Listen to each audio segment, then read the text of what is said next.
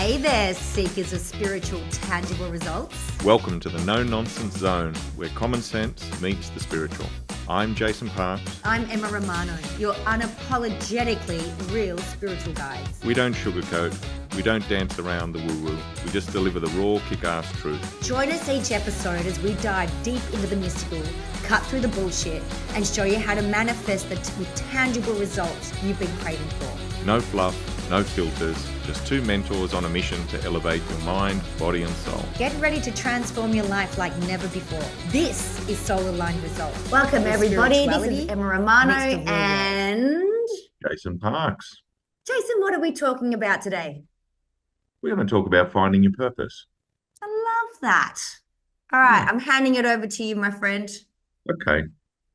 So one of the things that's, this has been coming up for quite a while with people because it's in the cultural paradigm at the moment, this idea that we have to have a profound purpose in our life.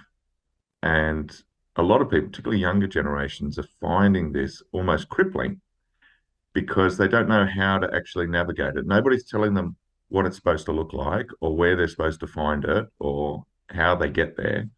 And they're looking around and they're not seeing people that are fulfilling it, but they're being told that you have to do it. You have to have that responsibility for having a purpose. And it's a lot more complicated and yet on many levels a lot simpler than that whole process. So today what I thought we'd do is we'd talk about this and look at like where it comes from, how it ties into the deeper aspects of ourselves, and also like what do you do when you're trying to figure it out? I love this. So in the beginning, right before you can understand the beginning, once upon a time. That's right. Before you can understand what your purpose is, you have to understand its context.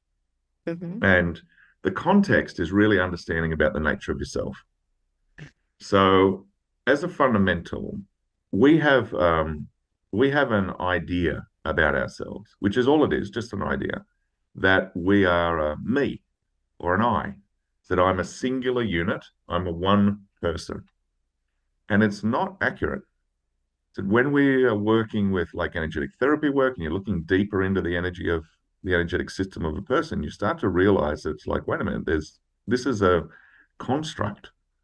A human being is an amalgamation of 5 major things. And there's a lot of layers underneath it. But if we understand those 5, it's enough to give us a working model that we can start creating something of value in our life. Mm-hmm.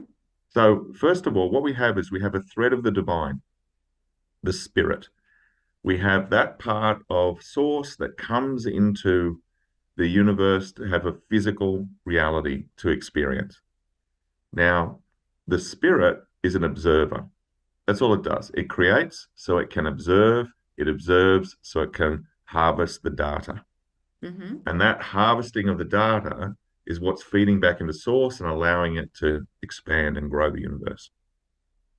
Now, it'll come in thousands and thousands of times over so many lifetimes. And every time it comes in, there's a couple of things that happen. So it comes in, it has human experiences. So it has pain and suffering and old age and sickness and death. Mm-hmm. It has trauma. It has all of these horrible things that happens in the world and has all these joyful things that happens in the world. Mm-hmm. And while it's here, it runs the risk of getting caught in the vibration of the world, being bound to the earth. And when that happens at the passing of the body, the spirit goes to return to source, and it does it by shifting its frequency up. So it goes up to a very, very high frequency. But whatever it's identified with, its trauma, its pain, or even the good things in its life, like its joy, its parenting or relationships or whatever, if it's identifying heavily with it and thinking that this is who I am, those aspects can't go to that frequency. So essentially it separates and part of it breaks off, part of that divine energy breaks off. So the spirit goes back to source, and then you have this other aspect, which is adrift, which is an earthbound spirit. Mm-hmm. Now, sometimes if that person passes in great confusion and great suffering, they can become wayward, they can become lost. And that's where we get a lot of like ghosts and those sorts of ideas. They're really souls that have not been able to transition. But the vast majority of people, when they pass over, that soul is captured by their support team. Your guides, your guardians, they're your support team helping you go into the mission of the lifetime. So they will capture that lost aspect, that soul, and they will take it into frequencies in the non-physical. And in that place, what they do is they rehabilitate, repair, and educate that soul to say, okay, this is where you were, this is where you are now. You have to heal all the damage and identity that you've done. And you have to do that by going through the life process and healing these key aspects of yourself. So to do that, you've got to make a decision about how you want to do that, because you can't do it in the afterlife. You can do some of it in the afterlife, but most of it has to be done in the physical world. So this is the cycle of rebirth. Mm-hmm. So the soul then has to come back in again. So when a spirit comes in, it has immense power. It has the infinite power of manifestation. And because it's a thread of source, it's all knowing. Mm-hmm. So there's a problem with that when you come into a physical world to have a limited experience. It's like, where do you start? So that's what the soul's for. That agreement between the soul and spirit is the soul contract. Gotcha. That's the soul contract. Yeah. And the contract is the joining of their focus in a single direction. Mm-hmm. So with that, the soul contract forms. They know they need certain tools in order to be able to function in the material universe. So they look for an ancestral line. And in that ancestral line, they go, yeah, this can give us what we want. These are the parents that you want, the grandparents that you want, the genetics that you need. So at conception, they start to modify the DNA of the child. This is why you're not the same as your brothers and sisters, even though your DNA is exactly the same. That you're not the same because it's been modified, and everyone is modified. They're purpose built. And this is the first thing that is really important, is liberating this whole concept of what's my purpose and I feel lost. Every cell of your body has recorded that purpose for you. You've been built exactly for it. There's nothing that you like or don't like that's not related to it.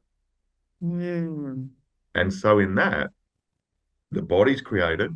In order to function with that, the consciousness is created. And there's a bonus package in that. So when you have a body made out of DNA, DNA is recording mechanism. So it records everything that all survival since the start of life on the planet. And it has also all the trauma, all the wisdom. It has everything contained within it. Now, the problem with trauma is after a while, it can sort of take on a life of its own. And this pain body, this shadow of the reality of the soul, said this thing is created from the DNA. So when you come into the world, not only do you get a consciousness and a body and a spirit and a soul, you also get a pain body, which is a parasitic consciousness. Not so much like a consciousness in that it can free flow and form and create. What it does is it distorts. It distorts, it deletes, it manipulates all the aspects of the soul to create a sense of safety. Because at death, the pain body is connected to the DNA. So when the body dies, the pain body dies. The soul goes on, the spirit goes on, but the mind, the body, and the pain body, they pass away. So the pain body is all about safety, all about protection, all about standing still. Because if you move, if you change, that's inherently dangerous. Yeah. So it will take everything that you're trying to create, every change that you're trying to create in your life, and it will manipulate that, turning it into more of the same. Does that make sense? This is massive. You've been mentoring me for a few years now, and I always thought my purpose in life was to help others, do this, do that. Yep. So I had this I thought purpose for me was to do things for other people, you know, be a multi-millionaire, to heal the world, to do this, to do that. Working with you, I found out that's not my purpose at all. It might be a mission. Yeah. It might be a vision. It might be a goal, but my purpose is actually to heal myself. Yeah. Do you want to explain a little bit about that to these amazing listeners? Yeah, because it's incredible. It's an incredible process. So when we come into the world, basically at the foundation of everybody's purpose is that the healing of the soul. That's why you come into the world. But the way in which the soul heals is by creating those things in alignment with what it needs. So the soul needs as much joy, beauty, connection. It needs great food. It needs travel. It needs new ideas. It needs warmth. It needs creating a home, time in nature. It needs order. It needs not a sense of purpose so much, but it needs to constructively create, deliberately create. And in that process of creation, the soul is healed. So in that process, I'm talking about a little bit before we finish today, but there's a deliberate structure that we should have to how we approach this, because it makes it efficient, makes it easy. So you want to share that structure? Yeah, well, it's very simple. First of all, you've got to make room for these things to grow in. Yeah. That's the first thing. And that's what clearing is. So we clear first, and that's just making room so new energy can come in. That otherwise, if we fill our room up with all of our crap, and then we try and bring good stuff into it, it's like pouring beautiful, clean water into a dirty cup. And everything gets muddied by it. And this is what the pain body does. It constantly keeps the mud in the cup. So we have to deliberately wash that cup out. And that's the process of cleaning. That's the process of clearing. That's the process of reviewing our ethics. It's the process of really getting our shit together. Yeah. So that's the first step.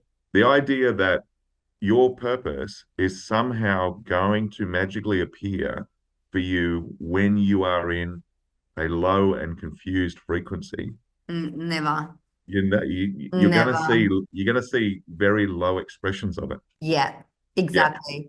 Yeah. Can I put something in there for the beautiful listeners? Go for it. Because I mean, you and I are therapists, we're practitioners, have been for years, and I think there's something that is dangerously done out there about clearing.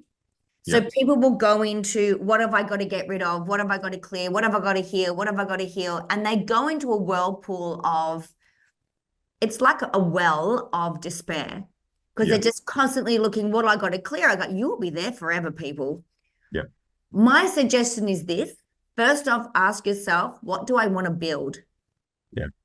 So we can never clear. Well, you can clear, but it's much easier and better for you and far more successful, 100% success rate, by the way, if you sit there and go, I'm building this, so then I'll clear that because I'm building this. If we just go into the shadow work, you'll be there for eternity.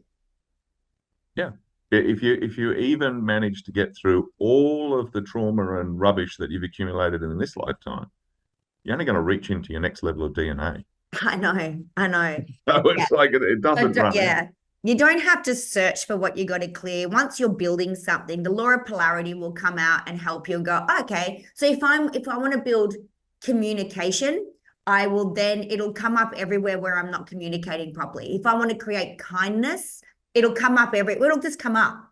I'll get triggered by somebody. It's because I feel everything outside of us is a diagnostic tool for us to heal. And so if I'm going into, say, Jason and I are working with a beautiful woman at the moment, and she's going into more kindness. And she sent us a message this morning, and she's woken up going, my God, I'm realizing where I am just not kind at all. Yeah. I went, beautiful. Now you get to piss it off. Yeah. That's beautiful. You didn't have to look. She goes, I had no idea. But you only know from when you want to build something. So if you want more money, you'll find where you're really crap with money. Yeah. That's right. You know, if you want a lover, a really great lover, all the reasons why you don't have this lover will come up for you. You'll be triggered by things. And then the trigger is beautiful. You want to welcome a trigger because a trigger is just a diagnostic tool to what is happening from within. Yeah, absolutely. Yeah. So I just thought I'd just say that. So, but guys, don't just clear. Build. It'll come up what you got to clear. Build, come up what you got to clear. Sorry, Jason, I interrupted. Go for it. No, it bridged perfectly because when you clear so you can create. Yes. That's why the soul clears. That's the only reason it clears. It doesn't. And I think you create so you can clear too. That's part of it as well. Because everything you create, because remember that the pain body, by looking at the opposites, we get to see where it really exists because we can see the extreme ends. So on one side, we have this impulse to create wonderful things. On the other side, we have this impulse to not. And we see the restriction. So you and I talk about this all the time when we work with people. It's like, if you want to clear your money wounds, so you can sit on a cushion and you can do shadow work and you can journal and you can go in and you can go through and you can intellectually work through all of your money wounds. And it might take you, say it takes you 2 years. You do that, 5 years to do that. So at the end of it, you will have a lot of paper with words on it and you'll have your money wounds will be clear and you won't have a cracker. Exactly right. You've done nothing to build. So you won't have a dollar. You said you'll just have clarity about why you don't have a dollar. That's it. So yeah, we like the soul-based approach, which is like, okay, start a business, build a career, start to invest, like start to create something, and your pain body will throw every money wound you've got at you. Right? You have to go looking for it. No, you never have to go looking for what you got to clear. It'll come straight up and smack you in the face. That's right. So 2 or 3 years later, you've cleared all your money wounds and you've also got this successful financial situation, which is why, on one level, why you want to do it in the first place. Because it's not because in all of these things with the soul contract and the fulfilling of purpose, it can always be of a higher frequency. It can be more expansive. So we get stuck in the idea that it's like, oh, well, what if I choose the wrong thing?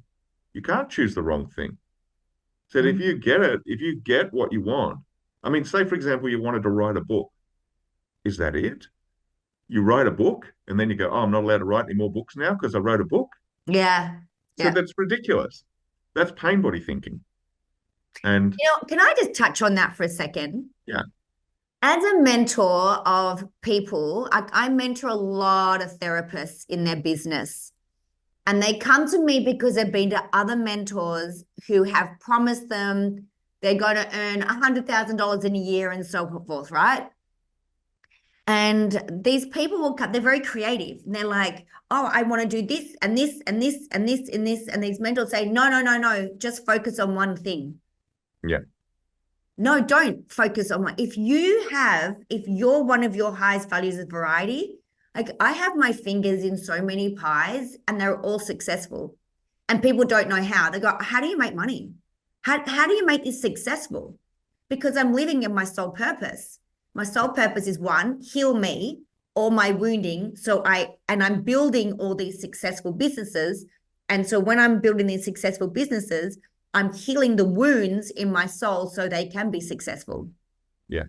And I think I would literally neck myself if I just did one thing. No, that's right. Because I would be so bored. Yeah, it's not your purpose. No. And this is where we get caught, because one of the things that happens, and this is a bit of a mentoring problem, is that people can fulfill their purpose and then they think they need to package that and sell it to everyone else as the purpose.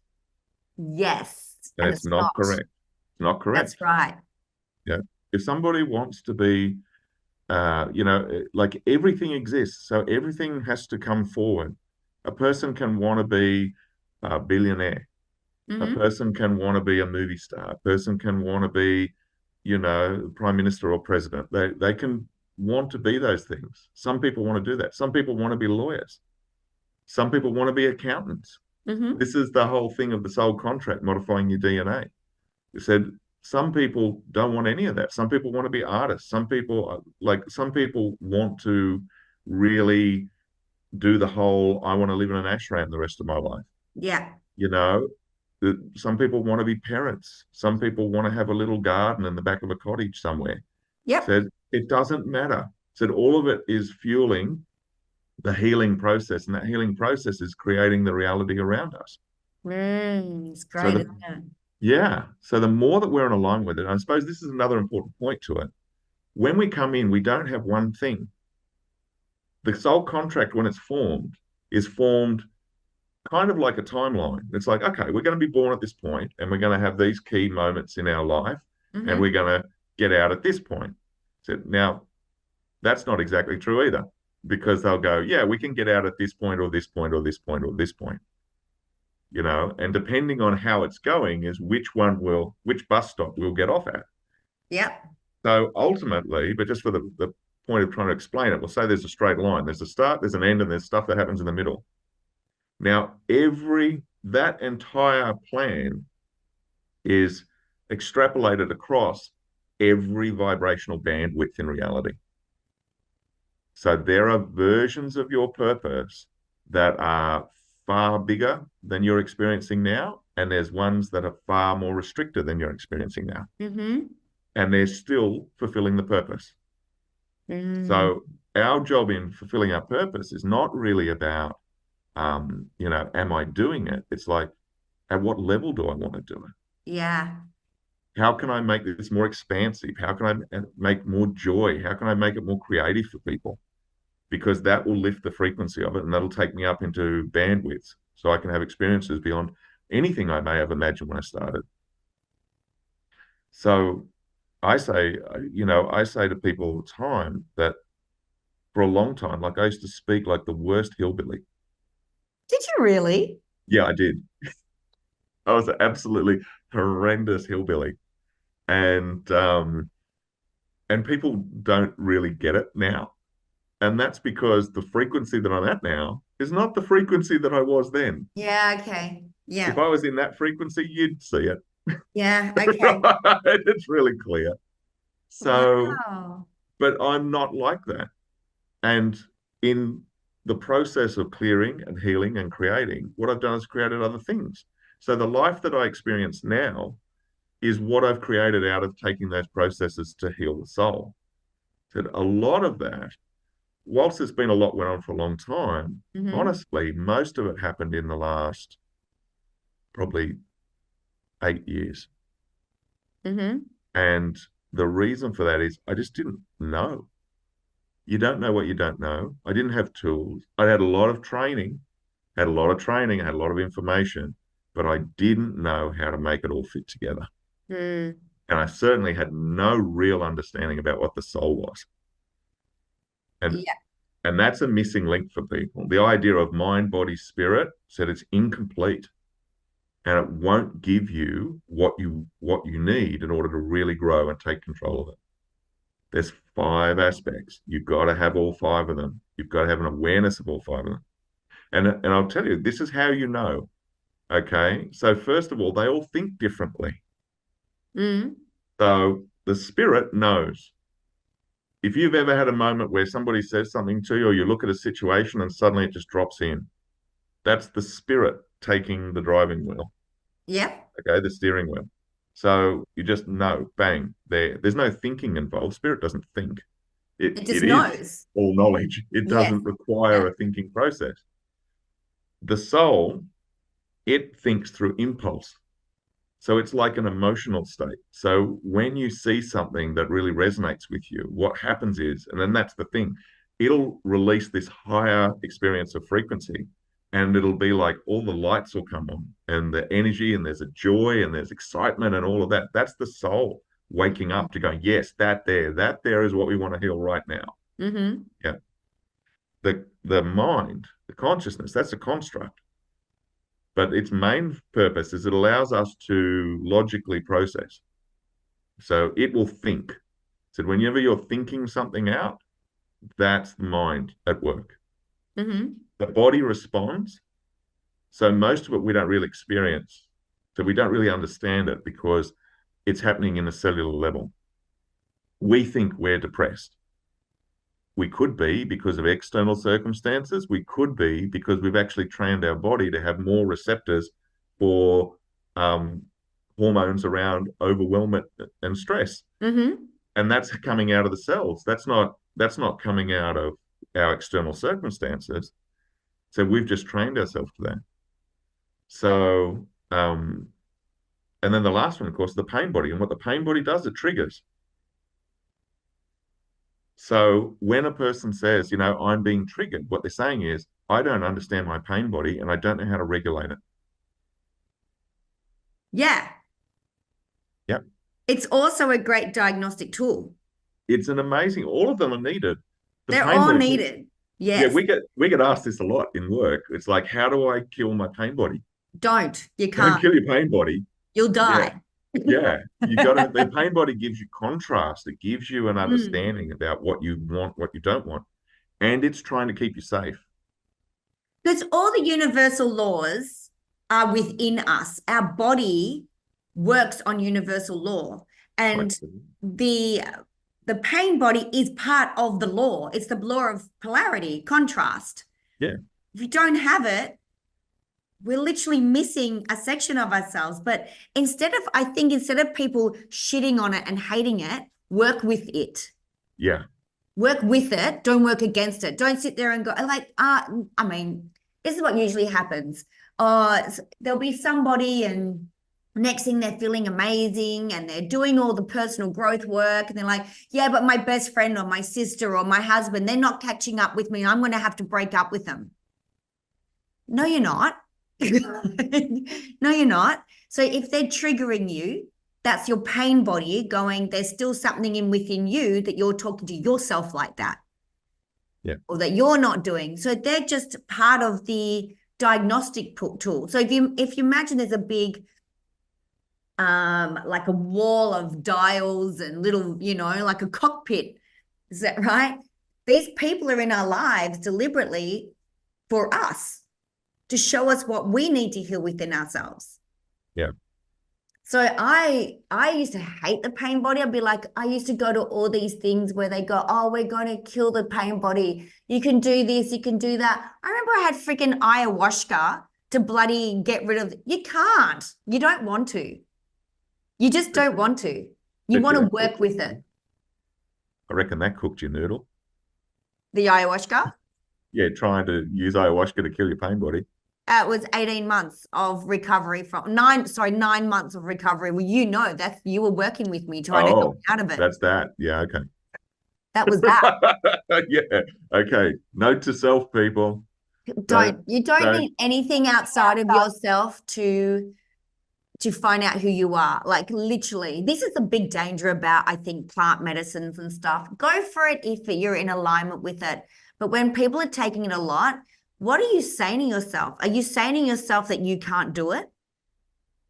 And what's that agreement? Because I did when I took it, and I've taken other plant medicines like mushrooms, ayahuasca, things like that. I was going in there to find something that I thought I couldn't find myself. Yeah. So then I'm in a frequency of lack. Yeah.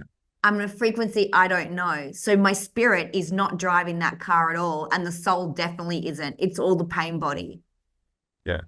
So the pain body is telling me, go to ayahuasca because, Emma, you don't trust yourself to find this shit out on your own. And we're going to try and kill myself. Like, well, that's it. What it is a remedial tool. People don't understand that. They think that it's like a high level of practice. It's not. It's what you use. Traditionally, those substances are found in pretty much all traditions, and they're used for the student who's just not getting it. Yeah. If they're just not getting it, it's like, and that's right. That's spot on, because I was the same. I was not getting it. Yeah. So when you have it. You have that experience. It's like, bang, it blows open the gates of consciousness. And you're like, oh, okay, now I understand what I'm not getting. So now I can actually figure out how to get it. So the only other time those substances are used are by very, very advanced practitioners who use it when time is short.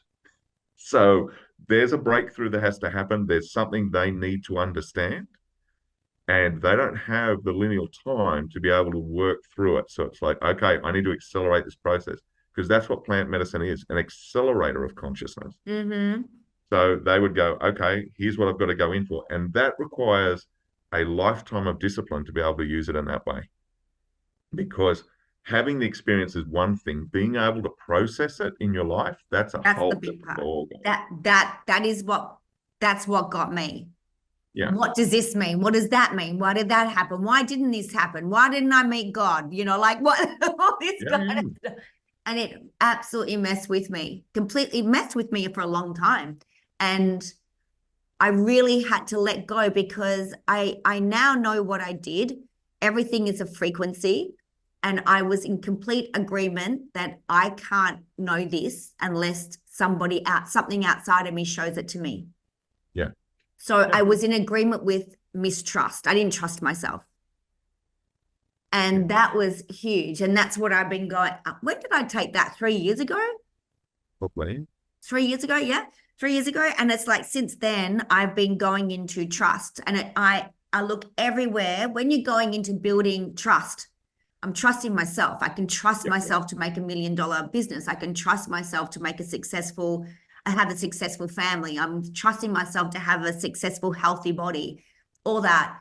Everywhere where I don't trust myself comes up for me to heal. Yeah.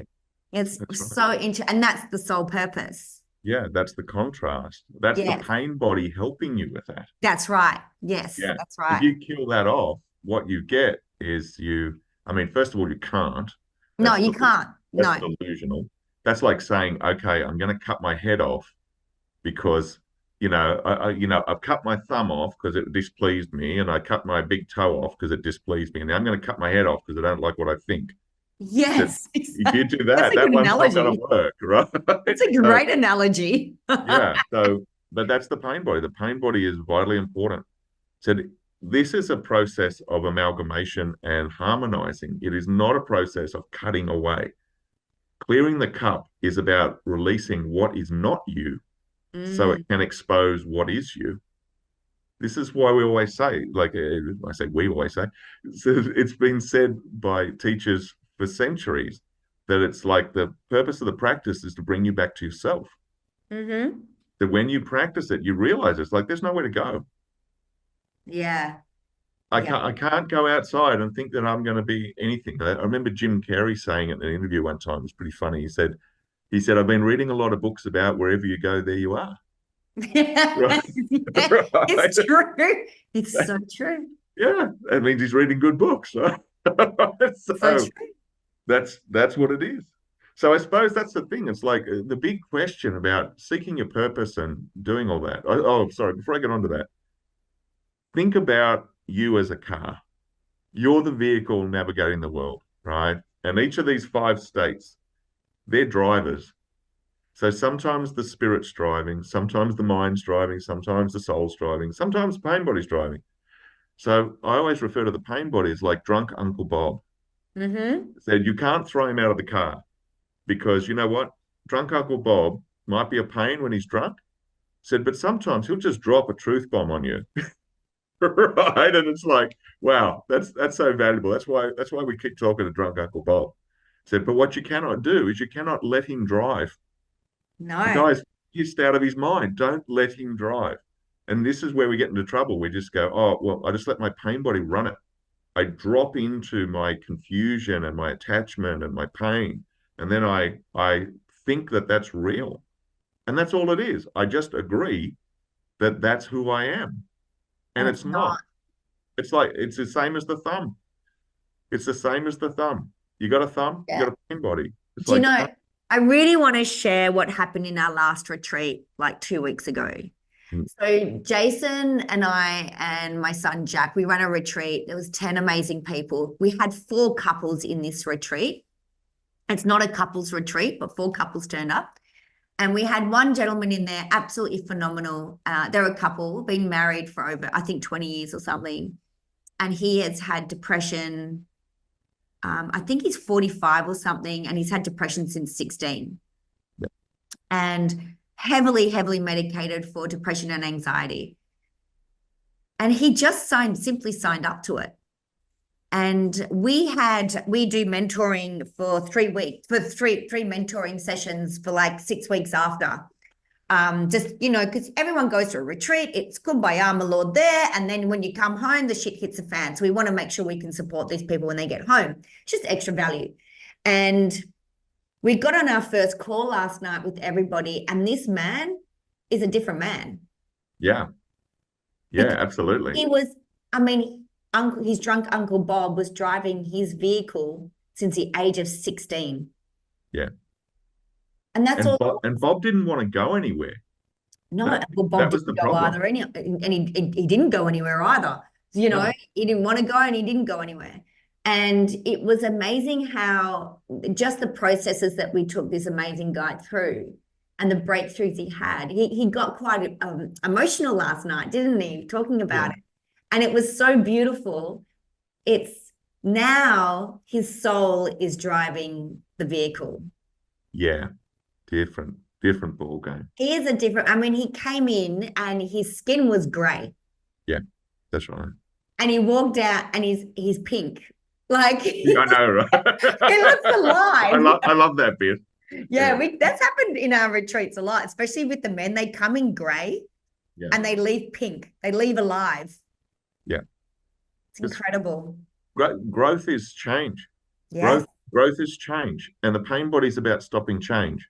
Yeah. So if you're not growing, you're not living. And if you're not living, what's the opposite? You're dying. That's right. There's no middle ground on it. You're living or you're dying. Yeah. You're restricting. Dying is a process of restriction, ending in a point where you are so restricted, it's a waste of time being here anymore. That's what death is on one level. There's 2 ways to get there. One is that you shut your life down to such a degree that it doesn't function anymore. But the other way to do it is that you outcreate everything you can possibly think of. Talk about that. Explain that. Outcreate everything you think of. Explain exactly what that means. Yeah, because this is like, why does it matter that I have a soul purpose? I said, because this is how you can live life. I said, if you are in alignment with your soul purpose, you're going to enjoy the experience. You are really going to love the experience. Yeah. In the work that I've been doing, because I've done spirit-based practice. See, this is the thing. A lot of religious practice and meditative practice is built around the spirit. It's about sitting back and observing life, but not participating. And in that, it's like, yeah, it prepares you to leave the planet. But why? Yeah. So you can come back and do it again. That most people have got this idea that they're like, I'm going to become fully enlightened. I'll never have to come back again. It's like, well, the reason that you don't want to come back again is why you're not going to become fully enlightened. That's it. Yeah. I said you're too busy pushing against it. So that's your pain body. Do you know, so many of my people in my vicinity, they're very spiritual and they say, this is my last life. I never want to come back again. I'm like, God, I do. Yeah. I freaking love it. Yeah. I do. And I know that's that people go, are you nuts? Maybe. But I freaking love it. Like I love hugging my kids. I love making love to my husband. I love patting my dog. I love traveling. I love food. I love getting in the car and driving. I've got a convertible. I love putting the roof down. I love going to Pilates. I love what I do. Sure, I've had so much trauma in my life, but those traumatic events, I tell you now, if anybody wants to know how to heal trauma, and I know this is going to trigger the shit out of people, go back and find the wisdom out of the trauma. Yeah. Simple as that. Yeah. Because we can't undo an event, but we can definitely look at it a different way. What did I learn about myself in there? Not about that person. We never go, what did I learn about that person? Because it'll be, oh, they're a dickhead. It is, what did I learn about myself in the positive about myself? Yeah. And if there's nothing, then you got work to do. Yeah, exactly. If you look back and I've worked with the worst of the worst kind of clients, like child trafficking and all that kind of stuff. And it's one of the things we do. Victims of. Yep. And yeah. I take them, I don't take them back to the moment. I go, what did you learn about yourself from there? What's the wisdom? What's the greatest thing that's happened? And I mean, it could just simply be like, frick, I'm tenacious. Yeah. I've got I can- courage. I'm a I can frick. survive anything. If I can survive that, I can survive. There you go. There it is. And you just watch their lives change. Yeah. And it's massive. So if you ever want to, like, if you're holding on to an ex-husband or, you know, a problem about something from 20 years ago, that bloody bastard or that dickhead or that bitch, what's your wisdom out of it? Yeah. Because if we're still victim to it, unfortunately, the unconscious mind doesn't have any linear time on it. Yeah. So if we're sitting there, if I'm complaining about, I don't know, my ex-husband from 23 years ago, my unconscious mind believes I'm still living in it right in this moment. Yeah, exactly right. And that happened to me this year. Yeah, that's right. I might share that just for a minute so I can Please. explain it. So I've done a lot of healing. I have no qualms about my ex-husband. I love him. He gave me the two most beautiful, beautiful sons. And the second thing he gave me, the most amazing thing he gave me the freedom to be their mother and for my husband, Anthony, to be their father. And how did he give me that freedom? He just didn't give a shit, but I don't care how it happened. I just love that we had the freedom. We didn't have to share our boys in custody. There was none of this, you know, moving and throwing. Anyway, this year we were very much encouraged to go and meet the family.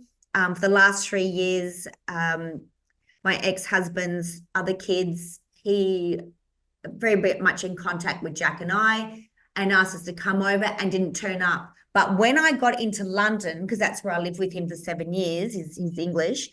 When I went to London, I haven't been there since I had all this trauma there. And my body literally sat and went in, oh, it's still happening. Yeah, well. It was like I went back in a time warp back to 23 years ago, 24 years ago, and I was sitting in an abusive relationship. Yeah. And because as soon as our nervous system goes, our immune system is compromised. I got so sick. And I was like, wow, you know, consciously I had gotten rid of so much of this emotionally and everything. It was still sitting in my DNA. It was still sitting in my cells and my body. I went, okay, more work to do. That's good. Because I celebrate that I've got more work to do, because if it's sitting in there secretly hiding, it's filling up space that I could be putting more positive things into. Exactly. So when I see it and I go, oh, I don't shame it. I don't go, oh no, I thought I gotten over this. I'm like, cool. It hurts like a bitch, everyone. Like, tell you, like, it hurts like a freaking bitch. You know, I'm crying, snot, tears, raging, you know, I'm spitting the dummy. Like, I'm doing all the things, right? It ain't pretty and it's not graceful, right? We're working on that bit. But I celebrate it because I go, good. And it's amazing because something that can get somebody, it can take them a year or two to get out over it. It was very quick. It was only in June, and I'm like, or July, wasn't it? June, July. It's September. It was 2 months ago. There's nothing. There's no trigger. Nothing. Yeah. You know, and it's so good because I think if we can put our pain and our trauma healing into a higher frequency of celebration rather than, oh, this thing, oh no, this is going to be, it's a low vibration. Yeah. With a different range of knowledge to it. If I can celebrate it and go, good, let's feel all the things. Let's get all the help, you know, and I don't do it on my own. I call Jason, I call all my team, literally people, and my spiritual team, my invisible friends, I call them. And I call my invisible friends. But I've got two kinesiologists working on me, mindset coach. I've got a therapist. You know, I've got all the things because I'm like, you need to help me here because I'm in a world of pain. I'm celebrating my pain, but I'm in a world of pain. I need support. And that's what I say. Like, everybody sitting there listening to this, get help. Yeah. Everybody needs help. You got to lean on your supports. Yes, we're not meant to do this on our own. Yeah, it's crazy. People do it all the time. They'll read a book, they'll listen to a podcast. Oh, okay, I'm okay now. No, you're not. You've just pulled it you might have pulled something up and made it acute. So you've pulled it up to the surface. And now what are you going to do? That's right. Yeah, because if you don't do anything with it, if you don't have the tools, you don't have the support to do it, Goes back. what'll happen is it'll go back in and become chronic. That's right. So, yeah, very important. And this is where we were talking before. Thank you for that. That's awesome. That was really awesome. You're welcome. It's when we talk about out-creating, right? Out-creating is that idea like, okay, everything I've built to date was the best that I could do. But it's okay. You said, I may not like the results, but you know what? It was the best I could do at the time. Nobody does stuff in a destructive way. Even when people go on completely destructive benders where they decide that they're going to, self-harm and attempt suicide, things like that, they're actually doing it because they want some form of power, some form of control. So they're ultimately doing it for what is, to them, a positive reason. So as we start to take control in our life and we stop just handing it over to the pain body and everyone else, what we do is we have an ability to start creating. So like we said at the very beginning, it's like we clear so we can create, but we create so we can heal the soul. Yes. So you can create more. If you wrote a book, I said you could write more books. You'll finish a book and you'll just go, because you and I both written books, and it's like, well, we get to the end of it, we go, yeah, it's great, and I have to stop there, otherwise I'll just keep playing with it forever. Yes. Yeah, yes. But you already know that there's more that you can create. If you have great sex, you don't get like one, only if you choose to, right? It's like, yeah, you can keep having it. We could do that again. We could make that better. Yeah. We could cook a good meal. We could make it better. Everything can be better, bigger, more expansive, if you give yourself permission. And that's the first bit of it. You've got to give yourself permission to create. And you've got to create in alignment with what has meaning to you. That's so important, and not meaning to somebody else. That's pain body stuff. That's huge. Yeah. I think 99.9% of everybody's problems is they are striving to fulfill somebody else's prophecy around them. Exactly right. Yeah. A lot of people love learning. And I think, because I know my experience, I love learning. I know you love learning. Yeah, I love it. But we often struggled in academic situations. Oh, yeah. Right? No, I failed year 8 twice. Yeah, yeah. And yeah, I failed year 12 and barely got over the line for year 10. I did secretarial school for 11 and 12. I didn't do so great in that either. So. Yeah. Oh, no. I left work and worked in a butcher shop. Yeah. So, I was working in cool rooms, cutting up dead animals. That's what I was doing. Yeah. So you just, it's that you sometimes get out of those systems and you think that, I remember when I left school, I spent a couple of years, I would go to TAFE because I studied to be a wool classer.